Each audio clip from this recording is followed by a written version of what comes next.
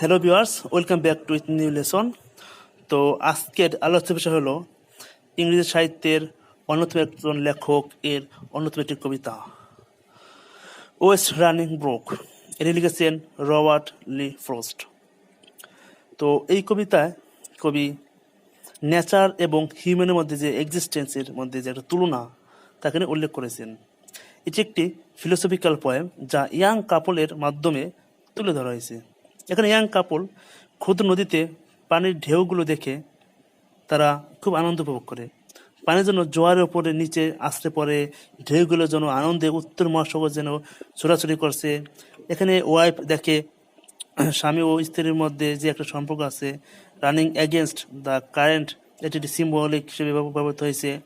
এখানে স্বামী ও স্ত্রীর মধ্যে যে একটা সম্পর্ক ছিল, বা তারা দুই মেরুর বাসিন্দা হলেও তারা যেন এই ক্ষুদ্র নদী দেখার সময় তারা যেন একত্র হয়ে যায়, তাদের মধ্যে যেন ভালোবাসা আবেগ আবার যেন নতুন করে জন্ম নেয়। অর্থাৎ স্বামী ও স্ত্রীর মধ্যে ভালোবাসা বা দাম্পত্য জীবনে তাদের বিশ্বাস, শ্রদ্ধা, সম্মান, এই সবগুলো যেন এখানে এসে প্রকাশ পায়, যদিও তারা একটু ভিন্নভাবে জীবনযাপন করে। অর্থাৎ তারা দুই মেরুর বাসিন্দা হলেও তারা যখন ফ্রি থাকে, তাদের কোনো যখন কাজ থাকে না, তখন তারা এখানে এসে আনন্দ করে, উপভোগ করে। এই প্রকৃতির মাঝে যেন তারা তাদের ভালোবাসাকে খুঁজে পায়, তারা তখন একে অপরকে বুঝতে পারে। ওয়েস্ট রানিং দেখার সময় তারা বুঝতে পারে যে তারা যদিও ভিন্ন মানুষ, কিন্তু তারা আবার একত্র হয় এখানে এসে।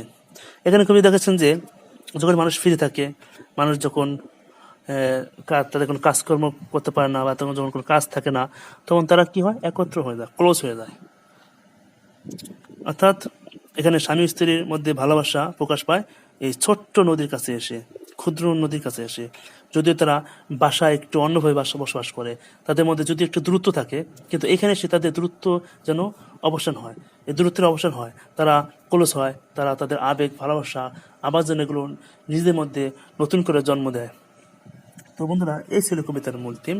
এরকম আরও ছোট ছোট বা অনেক